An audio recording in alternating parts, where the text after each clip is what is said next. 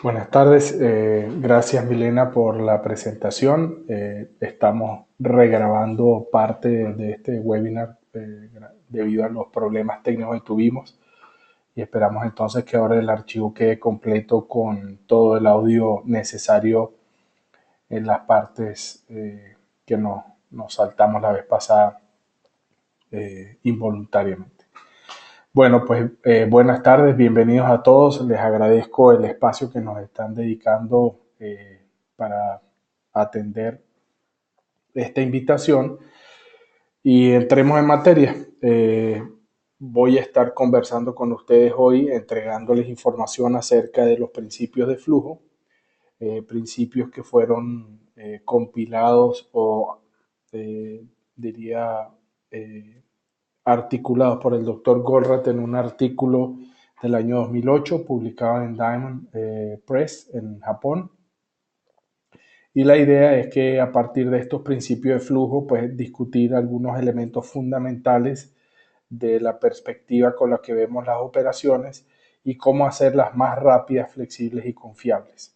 En ese proceso voy a compartir algunos conceptos que provienen de entender aquellos principios de flujo desarrollados primero o utilizados, si se quiere, por Ford, después por el doctor Ono, creador del sistema TPS de Toyota, y finalmente por el doctor Goldratt para proponer un modelo, un sistema de gestión de las operaciones que nos permita alcanzar estos altos niveles de productividad.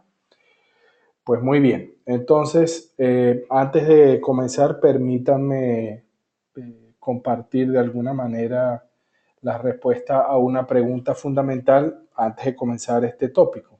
La pregunta fundamental que quiero responder es ¿por qué? ¿Por qué estamos acá? ¿Por qué debemos, eh, si se quiere, intervenir o tratar de entender mejor cómo estamos gestionando nuestras operaciones?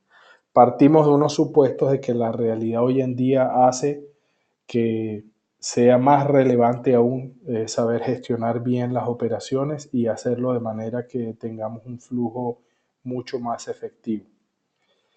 Ahora, ¿por qué? ¿Cuál es la realidad que se nos presenta? Pues hay cuatro supuestos fundamentales, seguramente hay muchos más, pero estos son los que pensamos que tiene importancia compartir en este momento.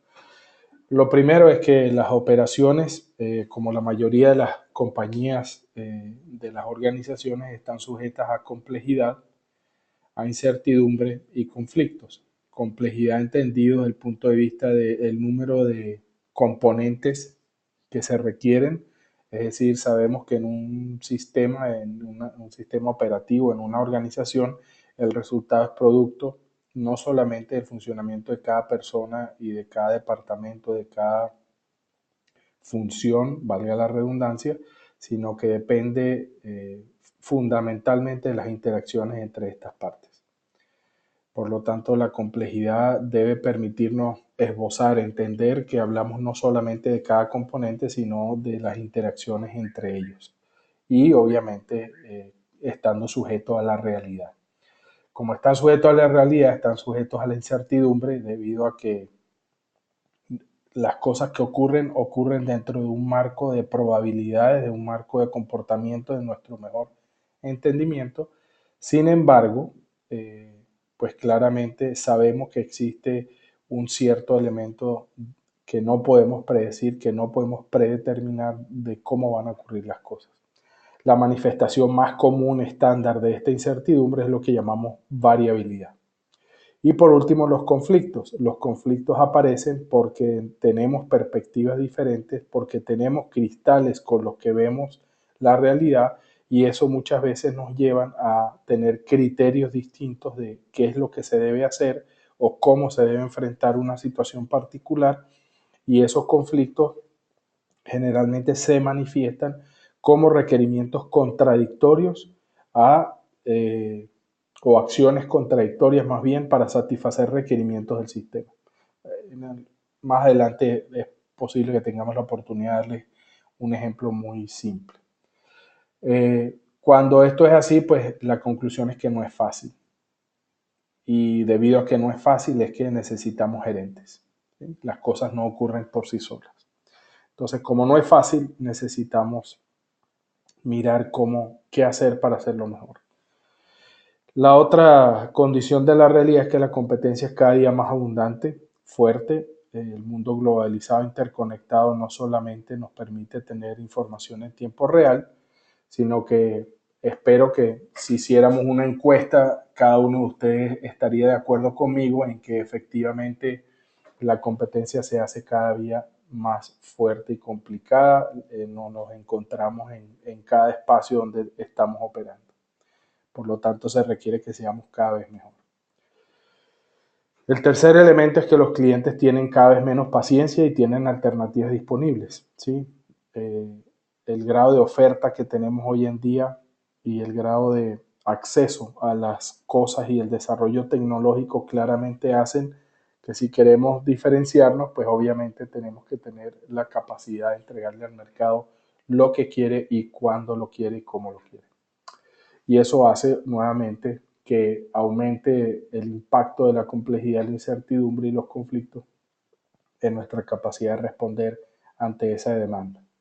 Y por último, como sabemos que todas las compañías están participando de su realidad, no están quietas, no son ignorantes de lo difícil que están las cosas, pues la mayoría de las compañías tienen programas donde están continuamente tratando de mejorar, optimizar sus procesos, optimizar la forma como hacen las cosas, proceso de mejora continua.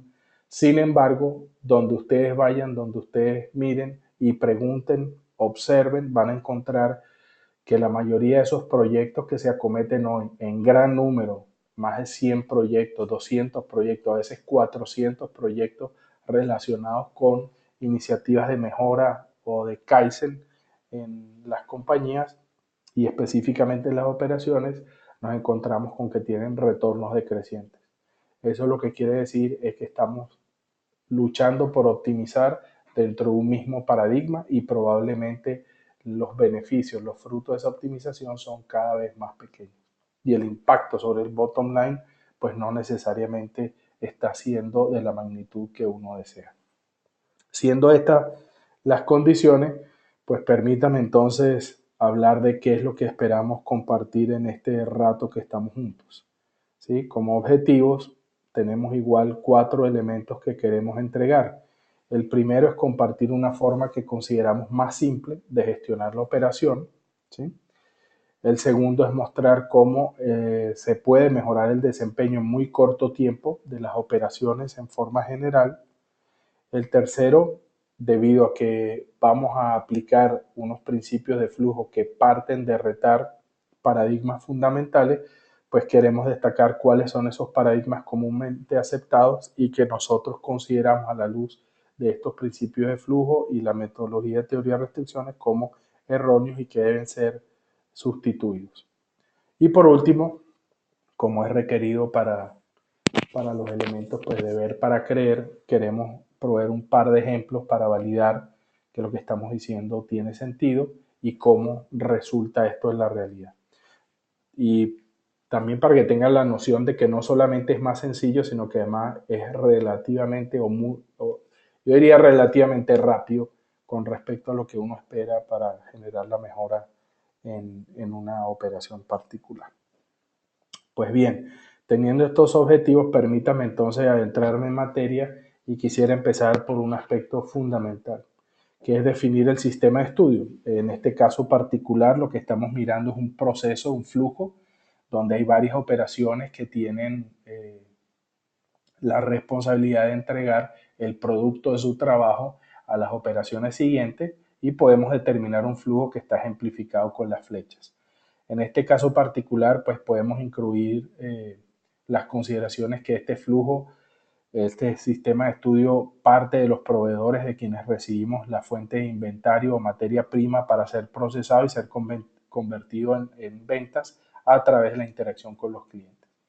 Obviamente en esa manera de ejemplificar el flujo de un proceso, una operación de 4 flechas, obviamente existe la complejidad que hablábamos antes y en este caso lo que nos interesa es acotar esa complejidad de las organizaciones, limitar ese espectro a lo que denominamos las organizaciones que producen por pedido o para pedido, es decir, make to order. Por eso las siglas MTO en nuestro diagrama, ¿sí? Dentro de la compañía, obviamente, esas operaciones constan no solamente específicamente de lo que llamamos producción, es decir, donde tenemos la maquinaria, los operadores, el piso de planta, sino que hay otra serie de funciones que participan de ese proceso que también son parte de las operaciones regulares de la compañía y los principios aplican tanto a estas como a específicamente el área productiva. Hablamos de recepción, logística, compra, ingeniería, etcétera. Todas estas funciones de soporte que además o claves que participan dentro del proceso general de la compañía y que son responsables como un todo del resultado final. Pues bien, entendiendo eso, permítame entonces hablar del primer elemento fundamental que tiene que ver con el entender que todo flujo productivo tiene al menos una restricción. Este es el concepto fundamental que esbozó el doctor Goldratt y que fue una de sus contribuciones, considero yo una de sus contribuciones claves al desarrollo del entendimiento de las operaciones y de la producción. ¿Qué significa restricción? Pues usando la analogía de la cadena, simplemente es que todas las funciones y operaciones dentro de una organización son como eslabones interconectados entre sí y obviamente el elemento que define qué tan buena es esa organización es la resistencia, como la función global que debe proveer esa cadena. Ahora siempre hacemos la pregunta, ¿por dónde se rompe la cadena? Si aplicamos y templamos esa cadena, esperamos que se rompa por dónde. Pues sí, efectivamente, esperamos que se rompa por el eslabón más débil. Ahora, decir eso tiene una serie de implicaciones. No me voy a extender mucho, a pesar de que es muy difícil para mí no extenderme, pero voy a tratar de no extenderme mucho. El decir que existe un eslabón débil o el más débil, por ahí se rompe la cadena, tiene una serie de implicaciones. Las implicaciones fundamentales, lo que me interesa es hacer una conexión con la derivación que esta analogía nos permite hacer para llegar a la primera herramienta práctica para empezar a entender cómo gestionar las organizaciones o las operaciones específicamente. Y es lo que denominamos los 5 pasos de enfoque o de focalización que definió el doctor Goldratt y que los compartió en su novela Éxito de publicación del área de negocios que se denomina La Meta, publicada por allá del año 84. Sigue siendo muy relevante y nos permite entender los flujos productivos. Si eso es así, si la restricción es equivalente al eslabón más débil, significa que toda la resistencia de la cadena está determinada por la resistencia máxima que pueda proveer este eslabón más débil.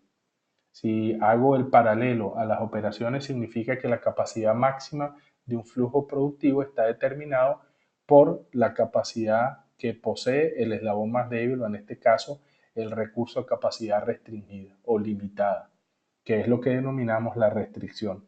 Y fíjense que la propiedad de la restricción es que si eso es correcto, quiere decir que determina el máximo flujo productivo de toda la cadena productivo de toda la operación en este caso particular. Y cuando uno está hablando de mejorar la operación, entonces uno empieza a cuestionar si una mejora en cualquier lugar distinto al eslabón débil va a producir o no los resultados que uno espera. Piénselo desde ese punto de vista. Si uno sabe que existe una restricción, la conoce y está tratando de mejorar el desempeño de toda la cadena, ¿qué esperaría de llevar a cabo una iniciativa de mejora en un lugar que no es el eslabón más débil? Si es un eslabón que ya es suficientemente robusto. La expectativa es que no va a cambiar para nada la resistencia de la cadena, va a seguir dependiendo de la resistencia del eslabón más débil.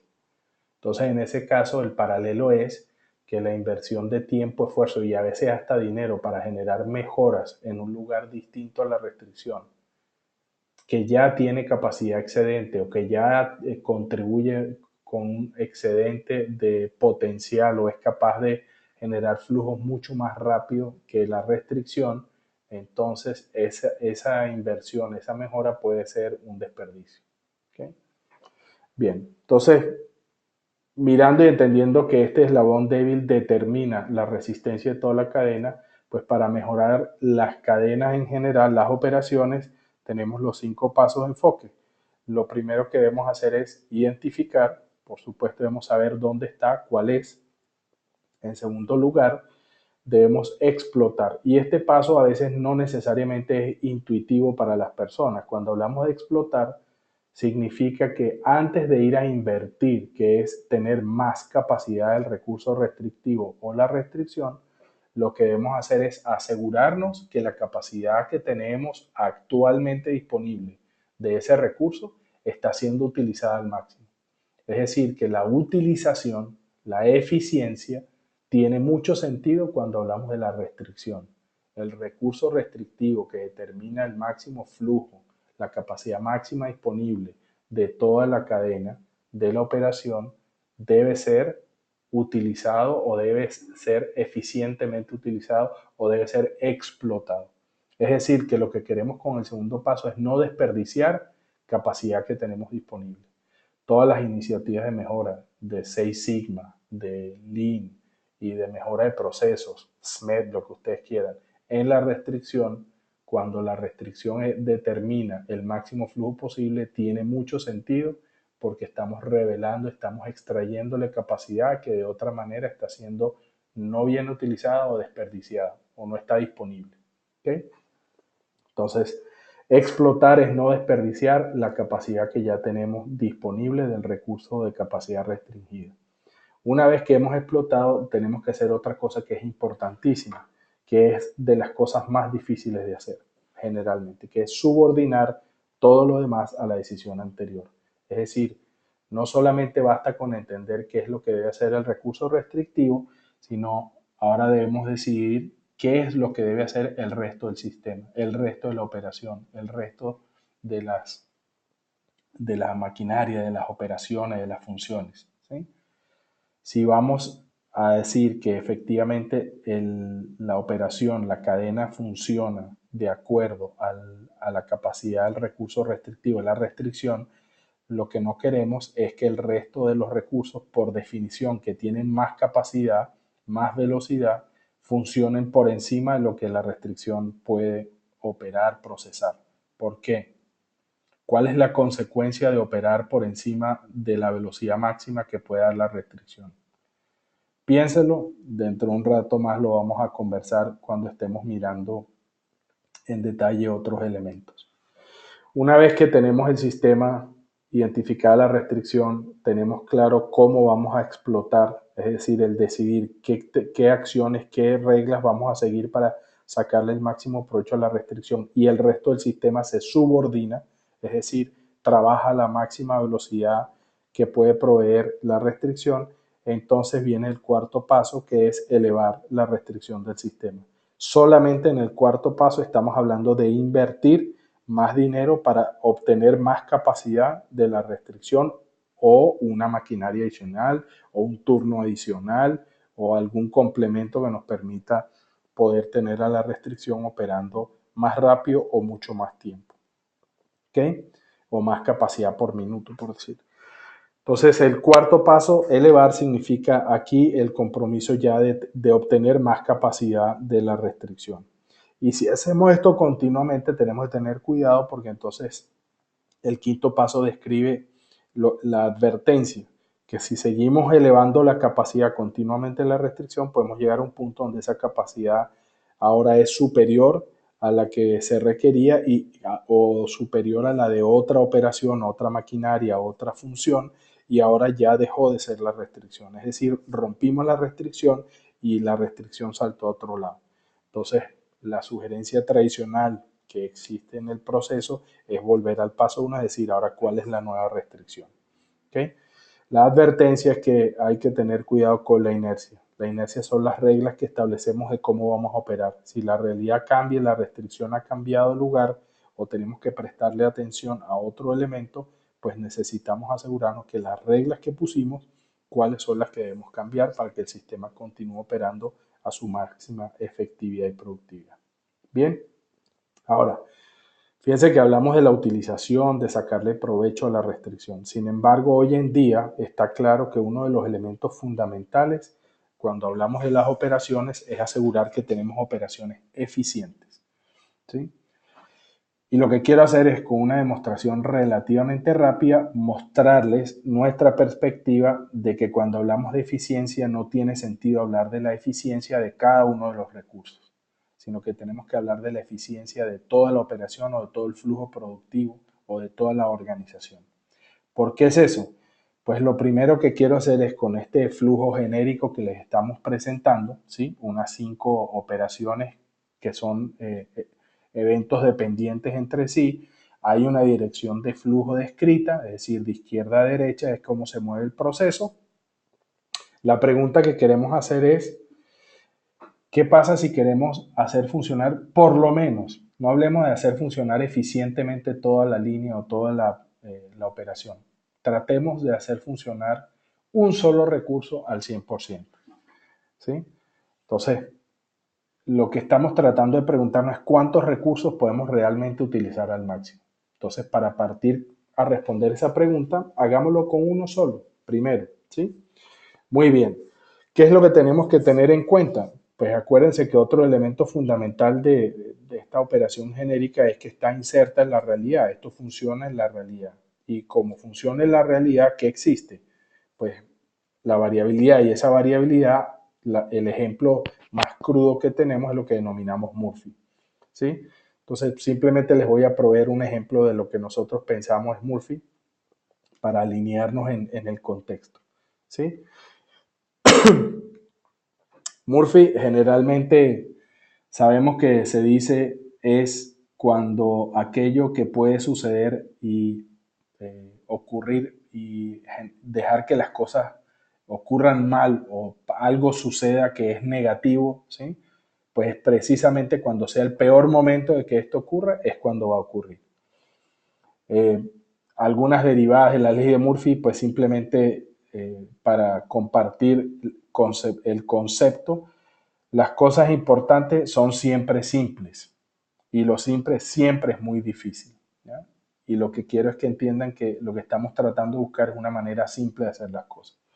Entonces, en ese sentido, Murphy está siempre a la espera y la pregunta es, listo, si queremos utilizar un recurso al 100%, pues una de las cosas que debemos considerar es que Murphy va a golpear. Entonces la pregunta es, si Murphy golpea esta operación aguas arriba, es decir, en los recursos que le proveen a el recurso marcado con la X, ¿sí? ¿Qué va a pasar? Se detiene el flujo y vamos a perder capacidad o tiempo disponible de este recurso. Es decir, no lo vamos a utilizar al 100%. ¿Sí? ¿Qué es lo que tenemos que hacer para asegurar que el recurso lo podemos utilizar al 100%? Pues obviamente, si estamos lidiando con Murphy, tenemos que encontrar la manera de que ese recurso no se detenga, así Murphy pegue. Si Murphy pega, entonces lo que necesitamos hacer es colocar un banco de trabajo. Es decir, un inventario. No nos va a salir gratis esa solución.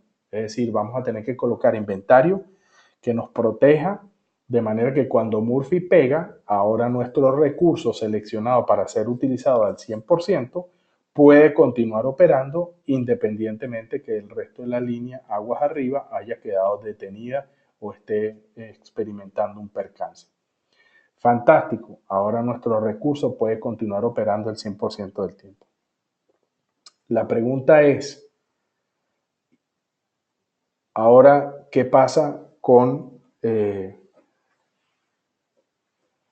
la realidad? ¿Qué pasa si Murphy vuelve a pegar en otro de los recursos? ¿Qué debemos hacer para que ese recurso continúe trabajando al 100%?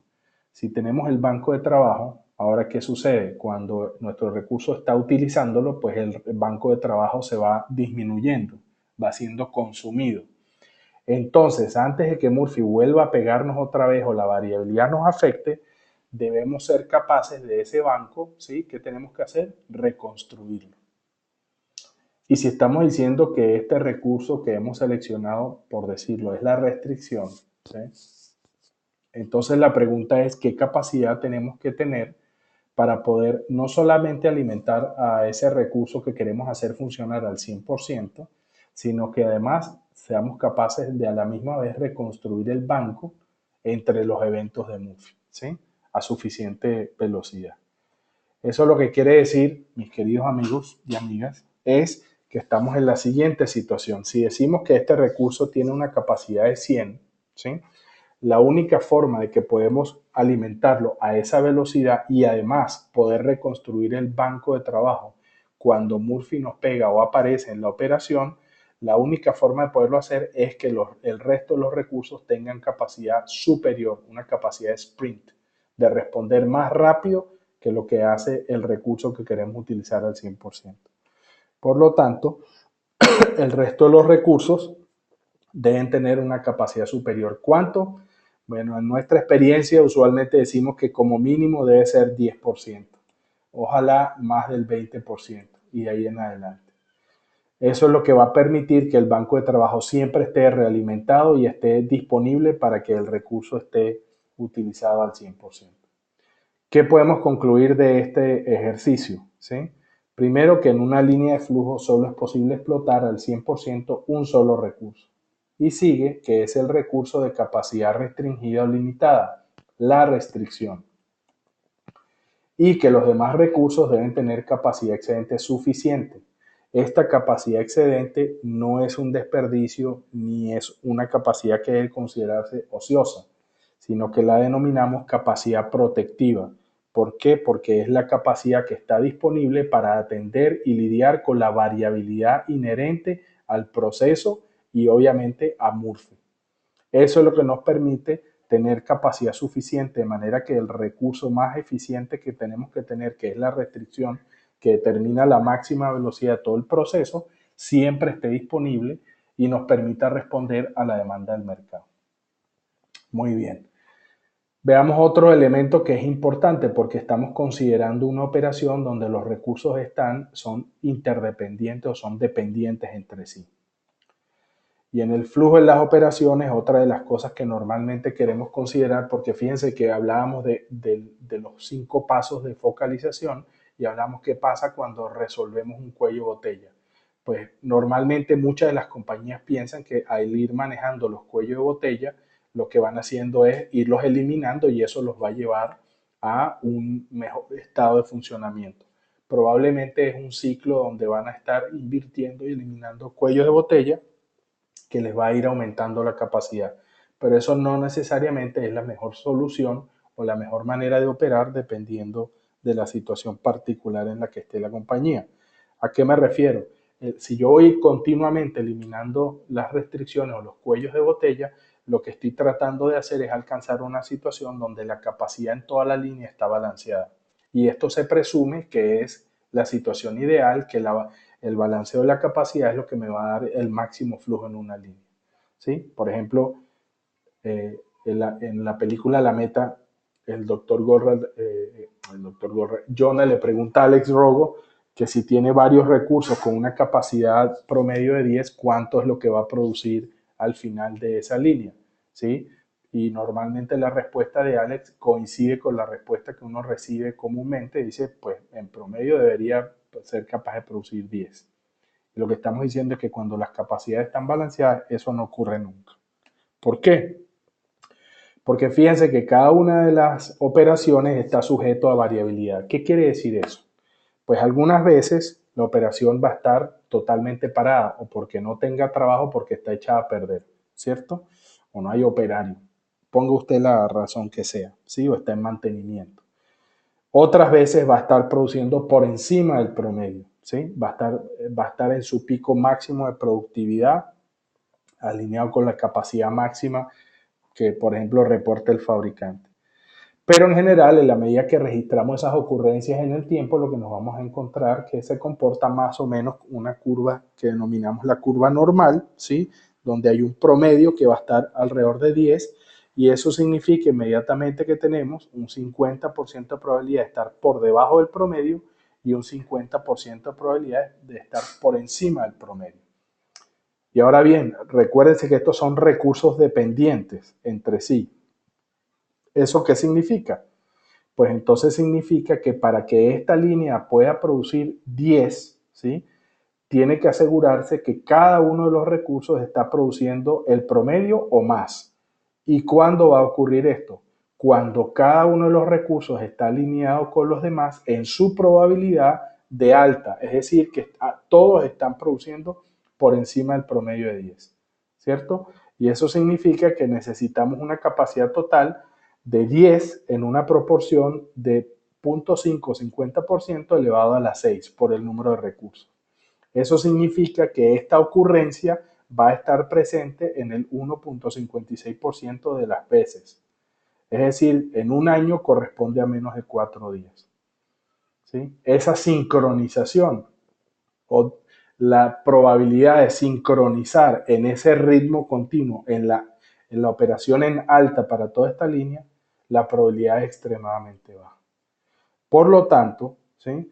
Lo que quiere decir que el balanceo de la capacidad no debe ser el objetivo a lograr. Eso no va a dar el máximo flujo. Lo que queremos es que la línea esté protegida contra la variabilidad, contra Murphy y que a la vez sea capaz de darnos el máximo flujo posible. Para poder entregar eso, si le pedimos a todos los recursos que trabajen a su máxima capacidad, tendremos exceso de trabajo en proceso, WIP. ¿Sí? Ese WIP se acumula generalmente detrás de los recursos de capacidad restringida y mientras más alto es, el efecto negativo que tiene es que afecta la velocidad y el tiempo total de entrega o de producción. ¿Por qué? Porque las colas se van generando y mientras más colas, más largo es el tiempo de respuesta de la operación. Ya sabemos que el exceso de inventario en proceso desperdicia capacidad, por lo tanto, la productividad va a ser mucho menor de la esperada. La máxima utilización de todos los recursos desperdicia capacidad. Y por último, para la eficiencia de toda la línea, muchos recursos deben operar por debajo de su eficiencia máxima. ¿Okay? Esto ya lo decía el doctor Deming. El funcionamiento óptimo del sistema requiere el funcionamiento subóptimo de algunos subsistemas. Muy bien, si tenemos esto en consideración, entonces ahora, ¿qué es lo que vamos a mirar con la aplicación de los principios de flujo?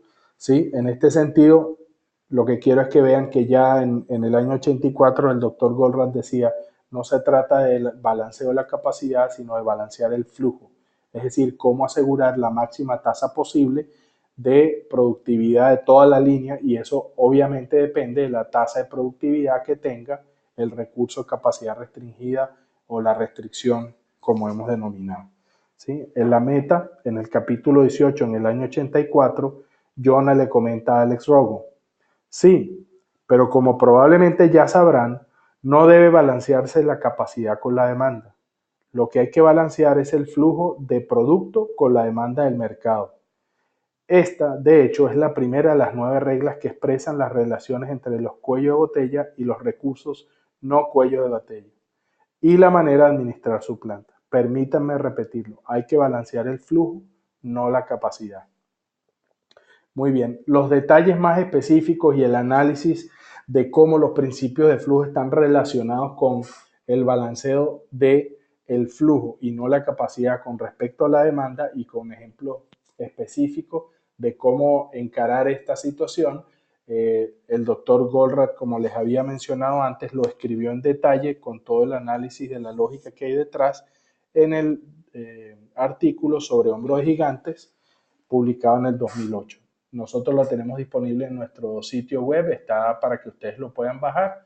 Les recomiendo que lo lean para que entiendan entonces y aprendan en más detalle esto que estamos hablando de manera resumida. Muy bien, entonces permítanme entrar ahora entendiendo estos dos elementos que hemos revisado acerca de cómo maximizar la utilización de la operación completa o maximizar el flujo. ¿Sí? Hablemos de los conceptos de flujo que provienen de este artículo donde el doctor Goldratt los articula de manera explícita. Primero hablemos de Ford, ¿sí? Ford, sabemos que sus logros y su contribución al mundo de las operaciones es significativo con el desarrollo de la línea ensamble, la línea continua de ensamble. Ahora fíjense que hay un elemento fundamental, claramente Ford en el desarrollo de esta nueva manera de producir trae unas consecuencias particulares y además muy beneficiosas. Ford fue capaz de tener un tiempo de respuesta desde la extracción del mineral de hierro hasta que el vehículo estaba listo para montarse en el tren y ser despachado de aproximadamente unas 81 horas. ¿Sí? Esto, pues obviamente no se ha vuelto a repetir nunca más en la historia. El otro elemento fundamental es que Ford, a través de la línea de ensamble, tenía un mecanismo para asegurar que podía identificar dónde había que tomar acción para asegurar el flujo continuo y también un mecanismo que le impidiera continuamente estar produciendo aquello que no estaba siendo demandado. Entonces, cuando hablamos de Ford, ¿cuáles son los conceptos principales? Pues primero, flujo significa que los inventarios de la operación se mueven. Ahora, si esos inventarios se mueven, cuando dejan de moverse, el inventario se acumula. Y este es el insight, ¿sí? El entendimiento que utilizó Ford para establecer cómo iba a operar su línea de ensamble. Es decir, como la acumulación del inventario ocupa espacio, entonces una forma intuitiva de mejorar el flujo es limitar el espacio permitido o disponible para acumular ese inventario. ¿Sí? Y para mejorar el flujo, Ford limitó el espacio asignado para el inventario en proceso entre dos centros de trabajo. Es decir, cada dos centros de trabajo había un inventario intermedio que el espacio que estaba asignado, ahí es donde quedaba colocado. Si el inventario estaba ahí y ese inventario dejaba de moverse, inmediatamente detenía el resto de la línea aguas arriba. Y al detener la línea, inmediatamente señalaba que había un problema que había que ser atendido. Pero para esa señal lo que está diciendo es, si este problema no se resuelve, la línea no va a continuar produciendo hasta que no se resuelva. Fíjense que está evitando producir de más hasta que ese problema no desaparezca o se entienda de dónde proviene. Y de esa forma garantizar el flujo más rápido posible. ¿Okay? Con un proceso continuo de estar mejorando, si se quiere, la capacidad de estar moviendo el inventario. Ahora, si miramos el ambiente de Ford, obviamente no son las mismas condiciones de Ono ni las mismas condiciones que estamos tratando de esbozar o cumplir con respecto a cómo funciona el mercado hoy en día. Si miramos el sistema de producción de Ford, pues obviamente tiene las características, era un solo SKU, artículo, referencia. Recuerden que Ford quería masificar y darle la oportunidad que todo el mundo tuviese un carro. Es decir, si usted quiere un carro, cómo no, yo se lo doy mientras sea negro y Forte, ¿no? Por lo tanto, podía producir en gran volumen, es decir, que podía tener líneas de producción dedicadas a un solo SKU y obviamente la vida en el mercado era lo suficientemente larga, como mínimo de un año, para que el producto no sufriera cambio significativo. Eso lo que quiere decir es que la estabilidad que viene con la demanda le permitía a Ford, número uno, tener líneas dedicadas y segundo, pues más o menos tener una idea de la carga que se estaba colocando sobre sus recursos, lo que justificaba nuevamente líneas dedicadas a ese solo producto. En el caso de Ono, Ono tiene enfrente una realidad de mercado diferente. El sistema de producción de Toyota ahora requiere una mezcla de SKU, ¿sí? Modelos distintos, carros distintos. Sin embargo, continúa cada uno siendo relativamente de bajo volumen por cada referencia, a pesar de que hay demanda estable por cada artículo. Y adicionalmente a eso, piensen que en la industria automotriz los modelos no cambian, sino de año a año, y aunque cambien de año a año, las diferencias entre todos los componentes y sistemas de suspensión, transmisión, motor, etcétera, no son significativas de año a año. Esos cambios en los programas, digamos, de suspensión, transmisión, motor, carrocería, etcétera, se hacen con periodos mucho más largos.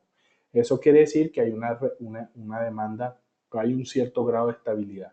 Adicionalmente, Toyota estableció procesos mediante los cuales controla cómo se van liberando, se van recibiendo las órdenes de compra, de manera de poder de esa forma programar mucho mejor la producción y no tener que generar una cantidad de cambios demasiado grande, a pesar de que por el mismo hecho el sistema demandaba la capacidad de hacer referencias a artículos distintos.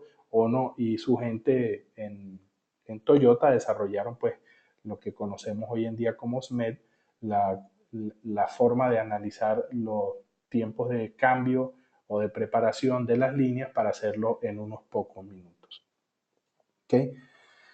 ¿Qué fue lo que utilizó el doctor Ono para controlar el flujo y evitar que se produjera aquello que no estaba siendo demandado hasta que se resolviera el problema? Pues en lugar de usar espacio, el doctor Ono usó inventario, es decir, lo que conocemos como el sistema Kanban, las tarjetas o contenedores que tienen todas las piezas, y ese inventario está ubicado entre dos operaciones. De manera que cuando una operación toma un contenedor o la tarjeta Kanban, en ese momento se mueve cuando el inventario va a ser procesado para su reposición. Es decir, que esa sincronía, esa cadencia que existe en la línea es lo que va a ir determinando el máximo flujo posible. Nosotros pensamos que de manera equivocada lo que hoy se denomina como Lean, que proviene de la extracción de los conocimientos de Toyota, se malentiende el hecho de que la mejor forma de operar debe ser con flujo de unitario, es decir, One Piece Flow. ¿Por qué? Ya lo vamos a ver cuando discuto un poco el tema de las condiciones de mercado que se trata de satisfacer con la solución de teoría de restricción o la del doctor Goldratt. ¿Cuál es el sistema de producción Goldratt? Pues estamos hablando ahora no solamente de mezcla de SKU, sino una gran mezcla de SKUs. Piensen ustedes en la industria cosmética, en la industria del vestido, del calzado, donde el número de SKU se multiplica órdenes de magnitud con respecto a lo que ocurre en un carro, a pesar de que un carro tiene miles y miles y millones de opciones distintas y componentes. Sin embargo, es una cuestión de ensamble, pero al final la distinta gama de productos que se ofrece al consumidor, pues en el consumo masivo, por ejemplo, o en la moda, estamos hablando de una gran mezcla de SKU. Las consecuencias de volumen bajo por cada SKU son inclusive hasta más importantes. Y el otro elemento que añade a la complejidad de que se tiene que manejar es una demanda fluctuante por SKU. ¿Sí? Ya la demanda no es estable y es muy difícil hacerla estable, sino que está sujeta a la realidad de lo que pasa en el punto de ventas y de ahí atrás a la cadena de suministro. Entonces, ¿cuáles son el denominador común? Pues estos 4 principios de flujo, de los cuales me voy a concentrar fundamentalmente en el primero porque es la base, es la fundación de todo el edificio que tiene que ver con flujo, y después vamos a ir a trabajar específicamente sobre el principio número 2. ¿Cuáles son estos principios de flujo? Mejorar el flujo o el tiempo de respuesta, ¿sí? Equivalentemente el tiempo que se tarda desde que se recibe una orden hasta que la recibe el cliente, es un objetivo primario de las operaciones. Mejor flujo, tiempos más cortos. Ese es el objetivo primario, ¿sí? Ahora, para que este objetivo se pueda cumplir, debe traducirse en un mecanismo práctico que guía las operaciones cuando no producir, es decir, evitar la sobreproducción. Recuerden que Ford utilizó el espacio y eso fue lo que le dio la posibilidad de asegurar que siempre, constantemente, las operaciones tenían un indicador y además estaban protegidas de no producir algo que nadie necesitaba. Tenía que resolverse. En el caso de Ono en Toyota, lo hizo con el inventario, el Kanban. El sistema de producción Goldratt lo que propone es utilizar el mecanismo basado en el tiempo. Tiempo porque es un sistema extremadamente de sentido común. El tiempo es lo que utilizamos tradicionalmente, es muy sencillo, muy simple de entender y comprender. Lo que necesitamos es asegurar que existe un mecanismo claro de cómo se controla la producción, una operación basado en el tiempo en lugar de inventario físico. Pero lo que queremos lograr es precisamente evitar la sobreproducción y un mecanismo que nos señale cuando el inventario se está moviendo o no y que guía las operaciones en esa sincronización que se requiere para que el inventario se mueva a su máxima velocidad posible. Los otros 2 principios, las eficiencias locales deben ser abolidas, y cuarto, un proceso de enfoque debe existir para balancear el flujo y no la capacidad. Es decir, que nos vaya diciendo dónde tenemos que enfocarnos para ir mejorando la capacidad de procesar el inventario y moverlo a través de la operación. Entonces, como les dije, lo que quiero es enfocarme en el mecanismo propuesto por el doctor Goldratt para manejar las operaciones que están sujetas sobre todo a una gran cantidad de incertidumbre o variabilidad que proviene de la gran cantidad de SKUs, bajos volúmenes, lo que no permite dedicar líneas exclusivamente a una referencia y además que la demanda de cada SKU es fluctuante y es incierta en cuándo en el tiempo va a llegar. Siendo así, entonces permítanme compartir el siguiente elemento. Si queremos utilizar el tiempo como variable que nos dicte, que nos ayude a establecer cuándo, cómo operar, debemos establecer fundamentalmente en el sistema de producir para pedido, determinar cuándo es que debemos liberar al piso de producción esa orden de manera que la podamos entregar a tiempo. Esa es la primera pregunta clave. Cuando hacemos esa pregunta, nos encontramos en la realidad que existen normalmente dos tipos de comportamientos que vemos en la mayoría de las compañías. El primer tipo de comportamiento es cuando tomamos un tiempo muy pequeño para responder. Es decir, que la fecha de entrega está muy cerca del tiempo de liberación. Es decir, el tiempo que tratamos de hacer, de trabajar, de producir, de operar, es muy corto. Tratamos de ofrecer tiempos de respuesta muy cortos y eso está relacionado con tratar de tener operaciones que manejen un flujo de inventario o una cantidad de inventario muy, pero muy pequeño. O sea, estamos queriendo acercarnos cada vez más al One Piece Flow. Pero si hacemos eso, el tiempo que nos tomamos para entregar está muy cerca de la fecha de entrega, corremos un riesgo altísimo. Primero, el tiempo de reacción es insuficiente, aparecen las emergencias y no tenemos tiempo suficiente de reacción. Y adicionalmente eso, por querer tener una cantidad de inventario muy pequeña en el piso de producción, ¿sí? Estamos muy débilmente protegidos contra Murphy. ¿Recuerdan el banco de trabajo?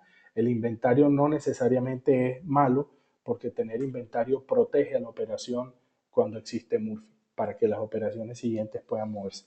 Pero entonces, tratar de movernos o estar en el lado izquierdo de esta curva, lo que quiere decir es que vamos a estar en una situación donde van a haber interrupciones al flujo. Por lo tanto, no es un buen lugar donde estar.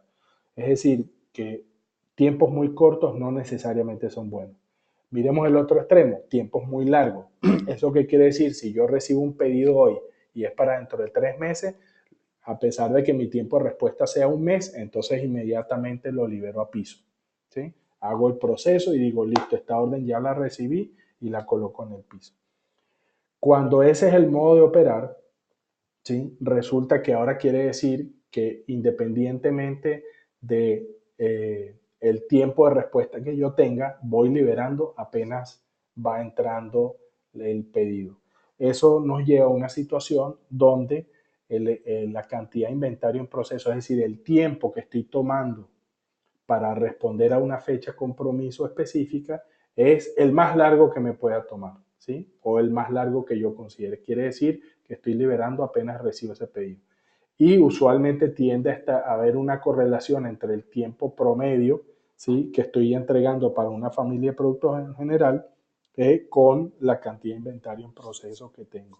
Y si estoy liberando aproximadamente un mes antes de la fecha de prometida entrega, lo más probable es que esté alrededor de un mes de inventario en proceso y que esté alrededor de un mes de respuesta, mi tiempo estándar para entregar. Entonces, cada vez que viene un pedido, probablemente está operando con ese ciclo ya. Esas son empresas que ya tienen mucho tiempo o tienen bastante tiempo operando con ese paradigma o esa manera de trabajar donde las órdenes se liberan inmediatamente. ¿Y qué es lo que lleva a eso? Como el tiempo de antelación es muy largo o mucho más largo, entonces tenemos exceso de inventario que produce atasco, atraso y además hay una pérdida de las prioridades, porque hay tanto inventario en proceso que a veces las prioridades no tienen claridad de qué debe ir primero o qué después. ¿Sí? Siendo así, nos encontramos con dos situaciones particulares, ¿sí? Y ambos extremos no son buenos. Entonces, intuitivamente lo que necesitamos hacer es escoger un periodo de tiempo que nos permite estar aproximadamente en la mitad de la curva, en la meseta. Es decir, donde las interrupciones al flujo no vamos a tener suficiente tiempo de reacción, pero no vamos a tener tanto inventario que nos va a entorpecer el movimiento de ese inventario a través del proceso. ¿Sí?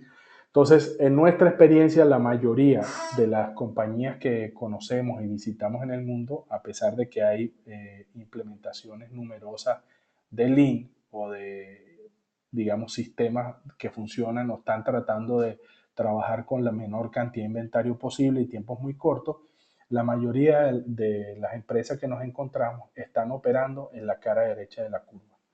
¿Quiénes son esas empresas?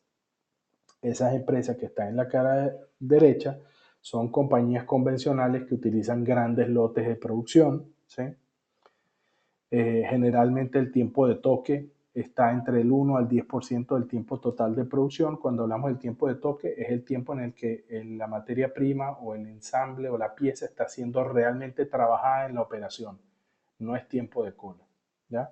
Por diferencia, el tiempo de cola es abundante, ¿sí? Con sistemas de prioridad que son caliente, muy caliente y suelte todo lo demás ahora. Si ese tipo de prioridad es el que se maneja, claramente lo que quiere decir es que hay una desincronización entre lo que el mercado está pidiendo y lo que se está manufacturando o operando o procesando en la compañía o en la operación. ¿Okay? Es una situación de perder-perder, donde los tiempos de respuesta por definición son más largos que los que el mercado eh, desea o los que se pudieran entregar. Los inventarios en proceso son altos y el cumplimiento de fechas de entrega es relativamente bajo. Cuando estoy hablando de relativamente bajo, eso puede oscilar en industrias entre el 50% hasta el 80%. Si aún el 80% que luce mejor o el 85% sigue siendo bajo, dependiendo del número de piezas o ensamble que se entreguen por cada pedido. Eso puede ser inclusive, depende cómo se calcule, pero en general suele ser bajo. ¿Cuál es la consecuencia inevitable de estar operando a la derecha? Pues las colas muy largas, todas las piezas esperan. ¿Sí? Mientras una está siendo procesada, las demás esperan. Cuando uno va y mira si hay mucho inventario en proceso, la mayoría del tiempo se consume en colas, ¿sí? Esperando ser procesado por las máquinas. Esas colas largas, como consecuencia, llevan a que el tiempo de respuesta sea largo y el cumplimiento sea pobre. Entonces, fíjense que eso crea una presión para decir, si no tenemos tiempo suficiente y estamos entregando tarde, entonces necesitamos alargar nuestro compromiso y necesitamos de fecha de entrega, por lo tanto necesitamos liberar mucho antes. Ya no prometa 30 días o no prometa 20 días, prometa 30, prometa 35, 40 días. Y eso fíjense que lo que hace es simplemente abrir el espacio para introducir más inventario en proceso. Entonces no es difícil visualizar cómo estas fuerzas mueven a la compañía hacia arriba en la curva, ¿sí?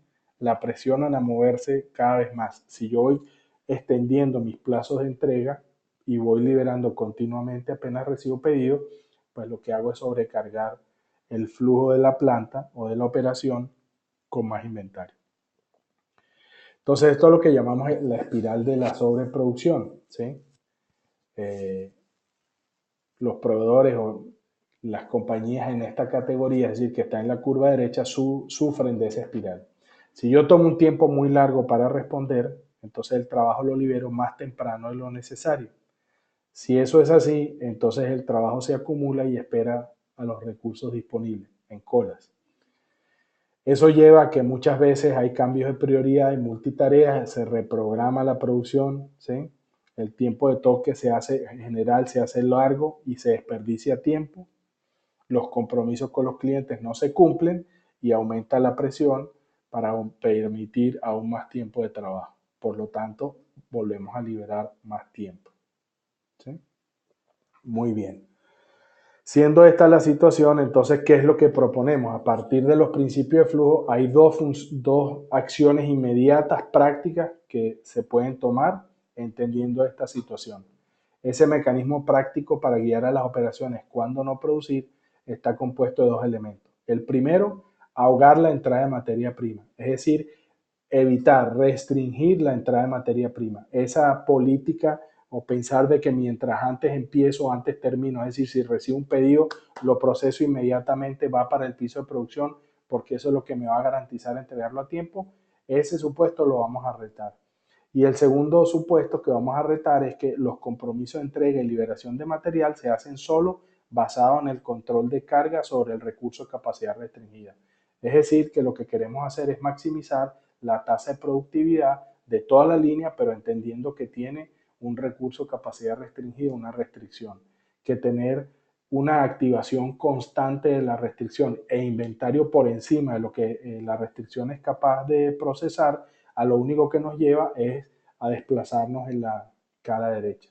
Y ese inventario lo que hace es empeorar nuestra capacidad para hacer que ese inventario se mueva y tomar decisiones en piso de producción mucho más alineadas con la demanda.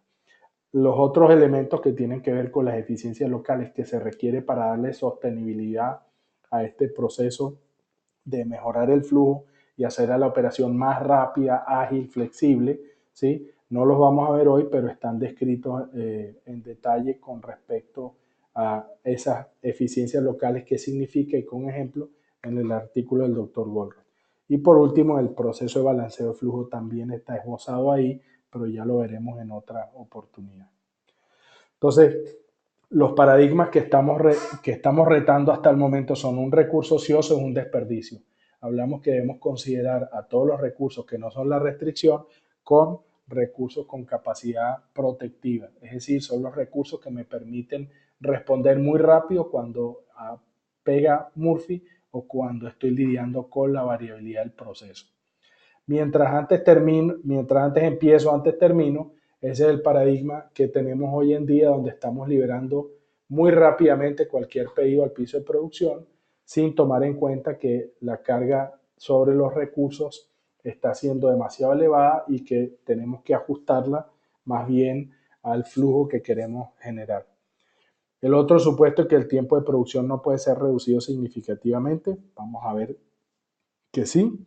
Y una mejora en cualquier recurso mejora todo el sistema. Ese es el otro paradigma que queremos retar desde el punto de vista de costos y nuevamente cómo se calculan los costos, eso puede ser correcto.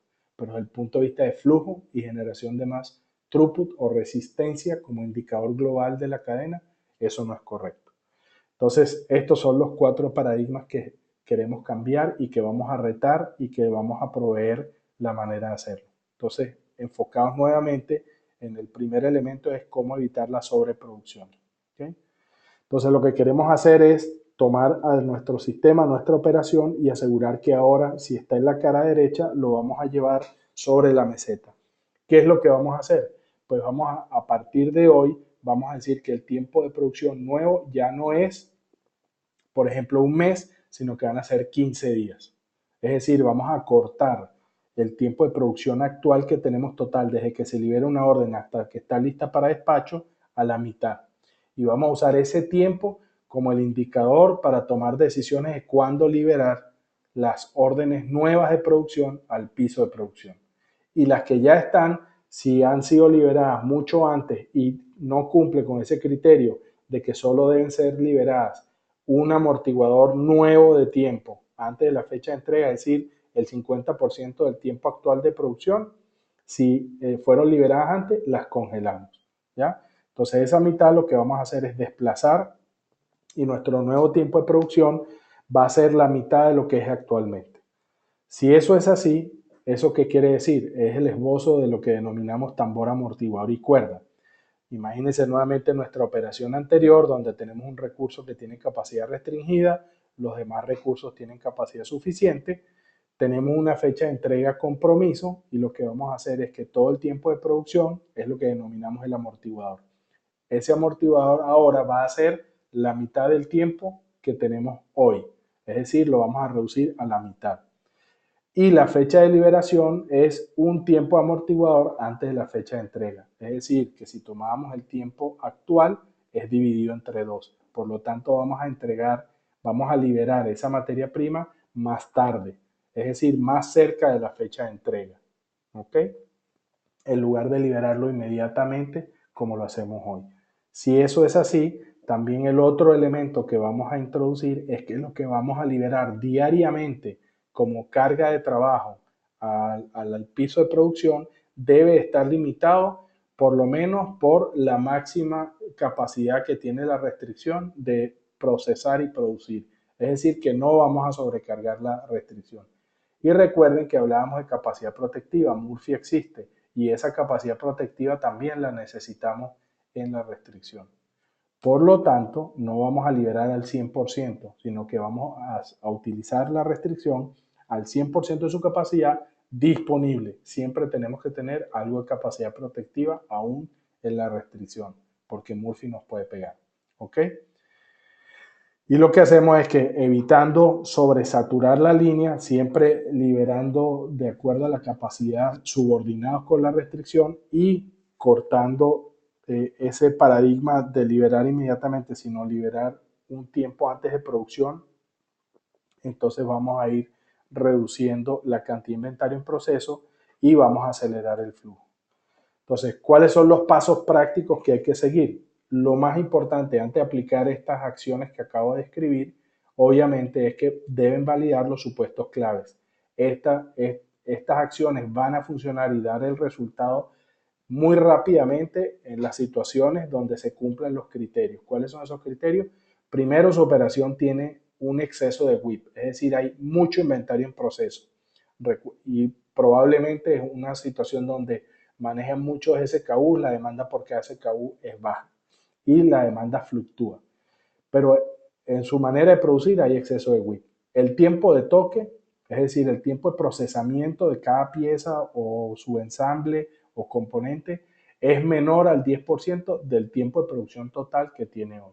Si, por ejemplo, hoy tiene un tiempo de producción o un tiempo de compromiso con el mercado que es de un mes, ¿sí? El tiempo de toque debería ser muchísimo menos de 10%, muchísimo menos de 3 días. La realidad es que en la mayoría de las operaciones, el tiempo de procesamiento, si la línea está completamente vacía, es cuestión de minutos, horas, en el peor de los casos, un día, día y medio, con respecto a este tiempo de entrega de un mes que está haciendo referencia. Verifique si el tiempo de toque es menor al 10% del tiempo total de producción y la mayoría de su tiempo se pierde en colas, entonces esta solución aplica. Fecha de liberación para cada orden, tome la fecha de entrega prometida y réstele el 50% del tiempo de producción actual. Esa debe ser la fecha de liberación. Haga la lista de todas las órdenes. Si efectivamente todas sus órdenes han sido liberadas antes de tiempo, muchas han sido liberadas antes de tiempo y la fecha de liberación no le corresponde de acuerdo a este cálculo, congélela, retírela para que no se trabaje y solo trabaje en aquellas que debieron estar en el piso de producción. Y a partir de ese momento, cada vez que llega la fecha de liberación, revise cuáles son las órdenes que tienen que entrar. Y asegúrese de que la carga que está liberando al piso de producción no supera la capacidad de su restricción. Hecho esto, va a obtener los resultados de una aceleración del flujo, reducción del inventario de proceso, menos materia prima al piso, las entregas a tiempo van a mejorar y va a recuperar capacidad que está siendo desperdiciada o mal utilizada. Muy bien. La evidencia para concluir, ¿sí? Este aspecto, demostrar qué es lo que sucede, permítame mostrarles dos ejemplos. El primer ejemplo es una planta de utensilios de cocina, es decir, de acero que se estampan y se producen. Eh, el gráfico que les estoy mostrando acá es de la planta. La planta registra las órdenes atrasadas para cada día y en este momento tenemos un registro que empieza el 5 de octubre y termina el 12 de septiembre. Si miran al principio, dentro de los primeros días, hay un promedio aproximadamente del 15% de pedidos atrasados. La flecha indica el momento en que se introdujo el paso de ahogar la entrada, es decir, restringir la entrada de materia prima. Y la barra negra que está en la parte inferior denota los 30 días o el mes desde que se intervino la planta hasta un mes después con los resultados de pedidos atrasados. Es decir, que el flujo se aceleró. Una de las preguntas clave es que si las ventas bajaron o no. en este caso particular las ventas no bajaron, sino que las ventas subieron. ¿Ok? Es decir, la carga que venía de pedido iba aumentando, sin embargo, la planta se aceleró. Entonces restringimos aproximadamente el 20-21 de octubre y el 20 de noviembre ya tenemos un nivel que es muchísimo más bajo en atraso. Si miramos, deben ver una raya punteada roja que indica el promedio de 15% de atraso, más o menos, y en cuestión de un mes estamos hablando de unos atrasos que están por debajo del 2%. Eso significa que en cuestión de un mes podemos pasar de un desempeño de entregas de alrededor del 85% a uno mejor del 95% o inclusive 98%. Ese nivel de desempeño se mantiene después de ahí en adelante muy estable, a menos que ocurra un cambio significativo en el mercado, pero generalmente con esta parte del proceso, más los otros principios de flujo, la compañía ha logrado estabilizar su producción y las operaciones a ese nivel de confiabilidad. Bien. Miremos otro ejemplo distinto, pero también con muchos SKUs. Un fabricante textil que le produce a grandes marcas una gran cantidad de SKUs con una entrega a tiempo que era bastante regular para Mala, alrededor de menos del 50%. La línea roja muestra cuándo se inició el proceso de ahogar la entrada y como ven ustedes que rápidamente, aproximadamente en unos pocos meses, ¿sí? Entre 4 a 5 meses, ya la entrega a tiempo está por encima del 90%. Esta tiene su fluctuación, pero ya se ha mantenido estable inclusive después de casi un año y continúa estando por encima del 90-95%. Otro de los efectos de esto es que las penalidades y gastos de transporte aéreo que tenía que incurrir la compañía para subsanar de alguna manera su pobre entrega a tiempo se redujo a menos del 10% del año anterior. O sea, un beneficio para el flujo de caja, una reducción de gastos, mejora la rentabilidad. Como decíamos, esperamos que los inventarios bajen. En este caso particular, pues tanto el inventario en proceso como de los productos terminados se van estabilizando con menos inventario en proceso de manera significativa. Por lo tanto, el tiempo de respuesta es mucho menor. Un balanceo también de los inventarios, una optimización de los inventarios a nivel de materia prima y una reducción importante del material de empaque. También con efectos importantes de incremento de la capacidad. ¿Okay? Pues muy bien. Entonces, el resumen de resultados para esta compañía a los 6 meses de una implementación es que hay una mejora importantísima de las entregas a tiempo y completo, hay una reducción de las multas, reducción en los tiempos de entrega, revela capacidad disponible, hay una reducción del inventario en proceso, se mantiene una buena disponibilidad del producto terminado y hay una reducción importante a nivel de materia prima, empaque y accesorios. ¿Okay? Muy bien. Entonces, ¿qué es lo que hemos querido compartir en este rato con ustedes?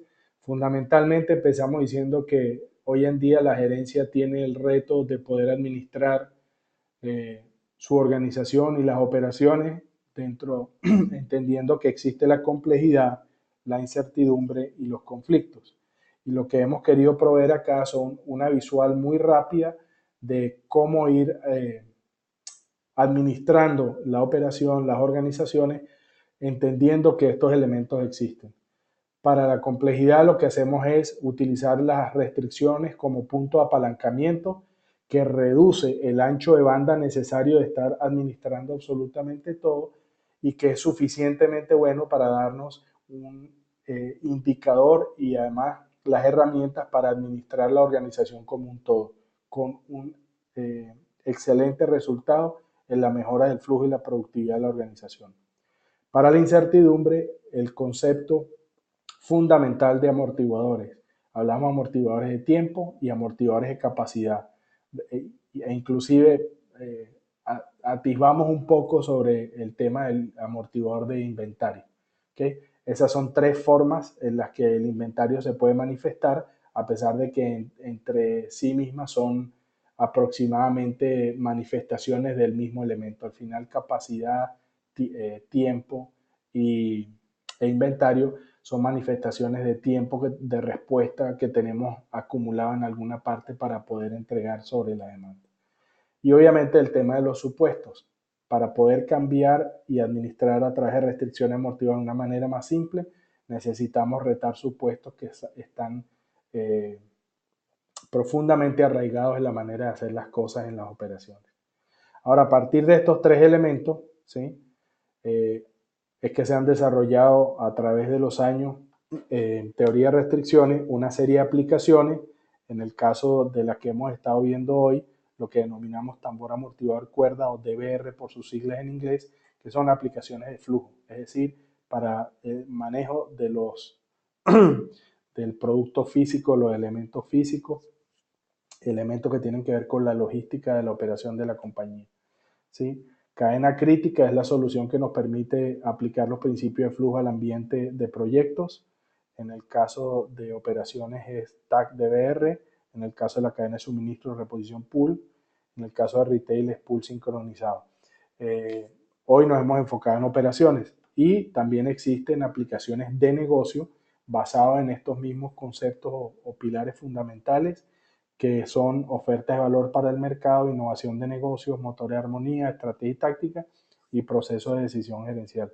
Estos procesos, estos elementos de negocio se requieren porque la compañía tiene procesos productivos tangibles, duros, y procesos que tienen que ver con estrategia, comunicación, oferta para el mercado, que tiene que ver con, digamos, la parte blanda, si se quiere, de la gestión y las interacciones que deben ocurrir para la sincronización en la compañía. Muy bien. Al final, lo que hemos querido mostrar es que en teoría de restricciones, algo que es un común denominador de todos estos elementos es el enfoque. No solo es importante decidir qué hacer, más importante aún es decidir qué no hacer. ¿Okay? Y pues quedamos abiertos a sus preguntas y les agradezco nuevamente que hayan compartido este tiempo con nosotros y esperamos que haya sido de valor para ustedes. Muchas gracias.